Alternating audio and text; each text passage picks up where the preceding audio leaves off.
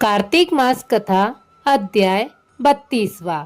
लक्ष्मी और अलक्ष्मी की कथा। ऋषि बोले, हे सूत जी, ये पीपल छूने योग्य क्यों नहीं है और यह शनिवार के दिन ही क्यों छूना चाहिए?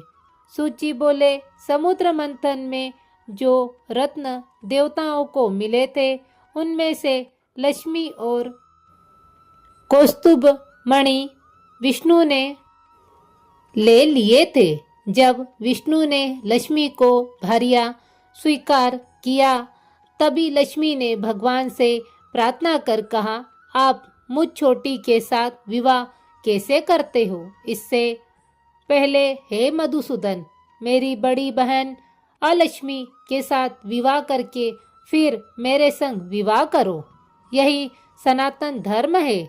सूत जी बोले, विष्णु ने लक्ष्मी की इस बात को सुनकर तपस्वी उद्दालक मुनि को अपने अनुरोध से अलक्ष्मी को दे दिया।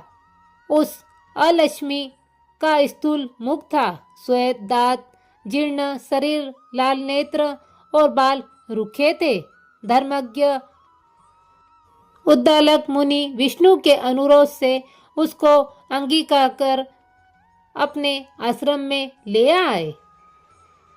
अलक्ष्मी होम से सुगंधित धुआं और वेद ध्वनि जहाँ हो रही है ऐसे आश्रम को देखकर दुखी हो बोली, हे ब्राह्मण, यह स्थान मेरे योग्य नहीं है, मैं यहाँ नहीं रहूंगी, मुझको दूसरी जगह ले चलो।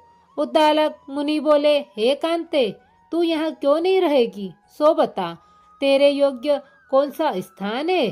अलक्ष्मी बोली, जहाँ वेद ध्वनि होती हो और अभ्यागत का सत्कार होता हो तथा यज्ञ दान आदि होते हो, वहाँ मैं नहीं रहती। जहाँ स्त्री पुरुष प्रेम से रहते हो, पितर तथा देवताओं का पूजन होता हो, वहाँ मैं नहीं रहती हूँ।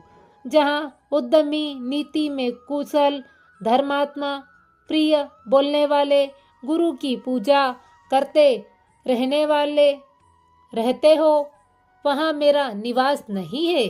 दिन रात जहाँ स्त्री पुरुष में लड़ाई होती हो, अभ्यागतों का जहाँ सत्कार नहीं हो, वह स्थान मुझे प्यारा है। जहाँ वृद्ध सज्जन और मित्रों का अपमान होता हो, जहाँ कठोर भाषण होता हो, वहाँ मैं निवास करती हूँ। जहाँ खोटा आचरण करते हैं, पराया धन चुराने वाले हो, पराई स्त्री से प्रीति करने वाले हो, वह स्थान मुझे बहुत प्यारा है। जहाँ गोवध, मदिरापान और ब्रह्म हत्या आदि पाप होते हो, मैं उस स्थान में रहती हूँ।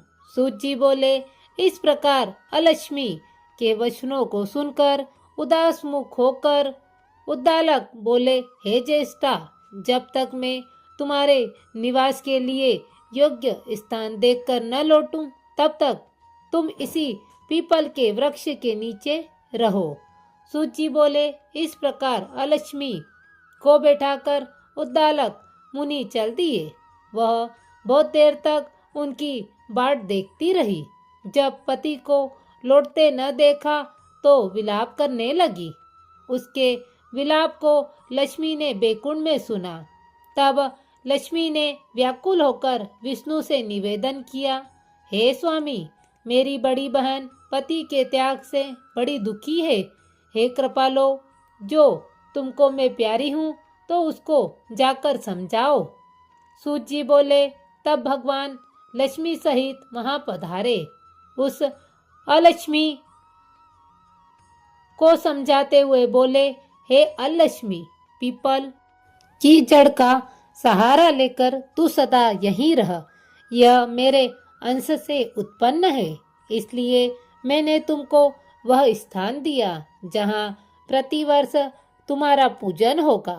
पूजा करने वालों के ही घर में तुम्हारी छोटी बहन लक्ष्मी रहेगी तथा स्त्रियां तुमको भी अनेक प्रकार की भेंट देकर पूजन करेगी। पुष्प, धूप, दीप से जो तुम्हारा पूजन करेगा, उन पर तुम लक्ष्मी भी प्रसन्न रहोगी। सूत जी बोले, यह मैंने कृष्ण और सत्यभामा तथा नारद और राजा पृथु का संवाद कार्तिक महात्म्य में वर्णन किया है। अब और जो पूछो मैं कहूँ।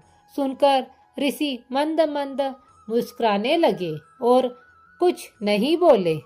सब शांत चित्त होकर बद्रिका आश्रम के दर्शन के लिए चल दिए।